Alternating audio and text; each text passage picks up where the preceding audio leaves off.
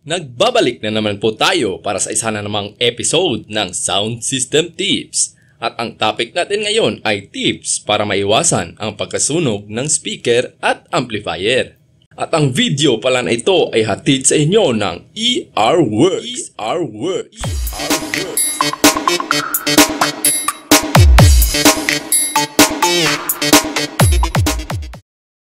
Sira na naman ampli ko. Sunog na naman speaker ko. Pang-ilan na to? Anong nagawa kong mali? Saan ako nagkulang? Bakit? I-stop! Bago natin sagutin ang inyong mga tanong, humingi po ako ng konting pabor sa inyo. Paki-follow po ng aking FB page na naka-flash sa ating screen. Paki-subscribe na din po ng aming YouTube channel. Paki-comment na rin po kung mayroon kayong tanong o suggestion para magawa natin ng panibagong video. Tsaka paki-share na rin po para marami ang makapanood at matuto. Tsaka pag natapos nyo ang ating video at inyong nagustuhan, paki-hit na rin po ang like button. Salamat po. Bakit palagi kang nasisiraan? Nasusunugan? Nagmemekos-mekos na ba ang iyong isipan? Karamihan sa atin nagtatanong kung paano ito masolusyonan at kung paano ito may iwasan. Chillax lang kaibigan, di ka nagkamali ng channel na pinuntahan. Sigurado, meron kang matututunan at nang ikaw ay mapangiti at ang muka ay di nang umiwi. At ito na ang pinakahihintay ng lahat. Unang tip, avoid o iwasan ang overloading.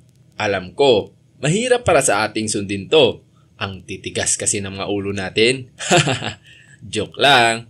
Karamihan kasi, di ko naman sa nila lahat. Gusto pang malakasan, pang bombahan, pang wakwakan. Kailangan di malamangan. Kaya malaking speaker ang bibilhin. Pero di naman kaya ng amplifier. Ito yung isa sa pinakakaraniwang dahilan kung bakit tayo nasisiraan at nasusunugan.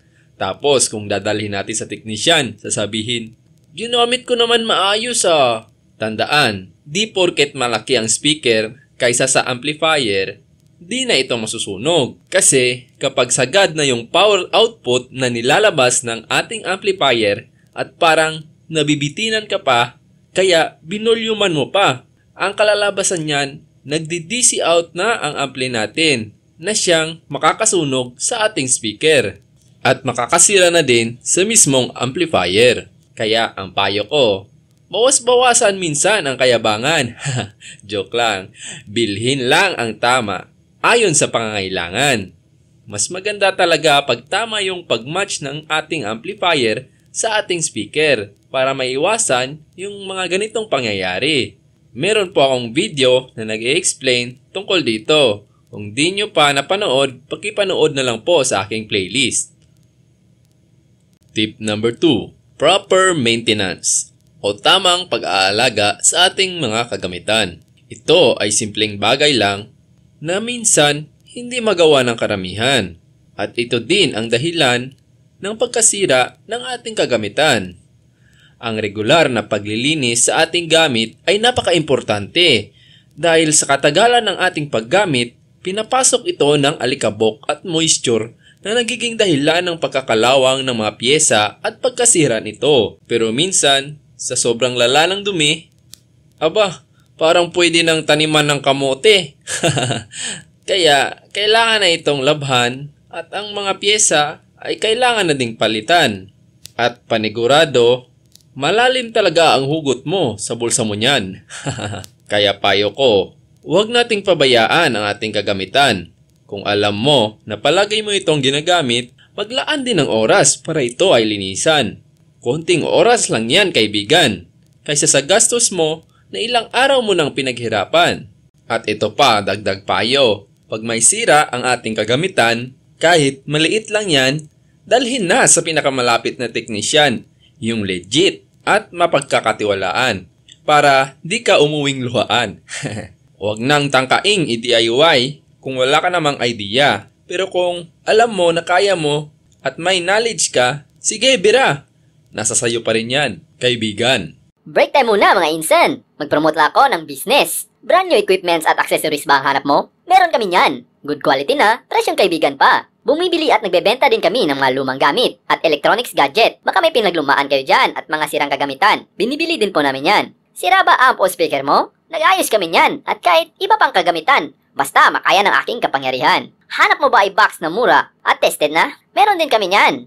Hanap mo ba affordable lights and sound? O may kulang ka na gamit, pwede kang mag-rent sa amin. Gumagawa din kami ng floater, voiceover, music remix, anthem, intro, at official battle music. Baka gusto mo pumogi sound mo. Gumagawa din kami ng logo, nameplate, tarpaulin, and stickers. Pati na customized virtual DJ skin, pampadagdag angas sa setup mo. Lahat po ng serbisyo namin ay siguradong sulit na, pasok pa sa bulsa, at ang mukha mo ay mapapangiti, hindi mapapangiwi. Kaya kung may nagustuhan kayo, PM lang ako sa aking FB account na naka-flash sa screen. At kung gusto mo COD nationwide, may shop din kami sa Shopee. Naka-flash din sa screen ngayon. Lagay ko na lang din yung link sa description. Salamat po. At ito ang pangatlong tip. Avoid buying o iwasang bumili ng mga fake at low quality na gamit. Alam ko, karamihan talaga naiinganyo sa mga item na mura. Kaibigan, mag-isip mabuti bago bumili. Baka ikaw ay mapamura. Kasi kapag ito ay nasira, sigurado butas talaga ang bulsa. Akala mo nakasave ka, pero lugi pala. Hanggat maaari, mag-invest tayo ng mga gamit na original. Dahil siguradong sulit na at pangmatagalan. Kung di naman kaya ng budget, meron naman tayong mga local at trusted brand na di gaano kamahalan. Meron ding mga gamit na China-made na maayos naman ang quality. Kaya ugaliing kilatisin at magtanong-tanong muna bago bilhin. At bilhin yung tested na ng karamihan. Huwag yung nakita mong mura, bilhin mo na para di ka palaging mapasugod sa malapit na teknisyan. Pero sa huli, nasa sayo pa rin yan, kaibigan. At nakadepende din sa paggamit yan.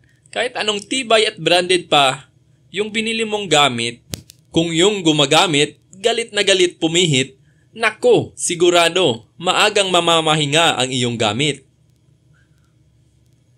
At eto na tayo ngayon sa pang-apat na tip. Ensure stable voltage source. O siguraduhin maayos at sapat ang kuryente na sumusupply sa ating gamit. Ito ang isa din sa mga dahilan kung bakit nasisira ang ating kagamitan kahit maayos naman natin itong ginamit. Kaya siguraduhin maayos ang source ng kuryente na ating pinagkukunan. Di lang para sa ating sounds, kundi para din ito sa lahat ng gamit sa ating kabayan. Kaya marapating bumili ng multi-tester o voltmeter upang makita mo kung sobrang baba o sobrang taas ba ng voltahe. Kasi ang normal working voltage ay 220 to 240 volts. Kapag nakita mo na hindi normal, i-report agad sa kinauukulan para ito ay masolusyonan. Pero alam naman natin, hindi agad-agad yan masusolusyonan. O minsan, pinapabayaan na lang. Isang solusyon dyan, bumili ng AVR o Automatic Voltage Regulator. Dito, pwede mo isaksak ang amplifier mo o kahit anong appliance na sensitibo. Medyo may kamahalan nga lang, pero malaki ang matitipid mo kaysa palagi ka na lang magpapaayos ng iyong kagamitan. Tsaka pag bumili ng AVR, siguraduhin din yung original at maaasahan na brand. At ito na ang pang-limang tip, do not abuse your equipment. Gamitin ng tama ang ating mga kagamitan. Tandaan, lahat ng sobra nakakasama. Sabi ko nga kanina, walang matibay na gamit kung ang pumipihit, galit na galit. Simple lang po itong tip na ito. Pero siguradong may iwasan talaga ang sira at hahaba pa ang buhay ng ating mga gamit. Hinay-hinay lang po sa pagpihit. Huwag yung galit na galit kasi nasasapawan ka ng kapitbahay. Patay kayo kay Mang Boy niyan. Baka kayo mapabarangay. Tamang sound trip lang, kaibigan. Pangpawala ng stress ba? Di yung parang kakawala na yung speaker sa box niya. Baka yung pera mo kinabukasan, mawala na rin. Napunta lahat, pangbayad kay mamang teknisyan. Okay lang kung madami kang pambili at pampaayos. Hala, sige bira, volume pa! Kaya kaibigan, tandaan, ingatan ang ating kagamitan nang tayo ay hindi magastusan at nang di tayo mapagalitan at baka matulog tayo sa labas niyan. Salamat sa panonood. Sana kayo ay may natutunan. See you sa susunod na video. Sana napasaya ko kayo. At huwag kalimutan, like, share, and subscribe. Salamat.